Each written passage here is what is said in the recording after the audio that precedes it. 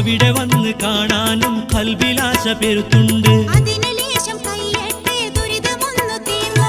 ഇടയ്ക്ക് ഫോൺ വിളിച്ചോട്ടെ, പയക്കമൊന്നു കേട്ടോട്ടെ.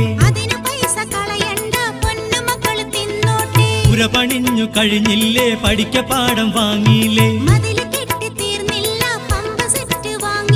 വരട്ടെ പൊന്നെ, വരട്ടെ മോളെ, വരട്ടെ കരളെ.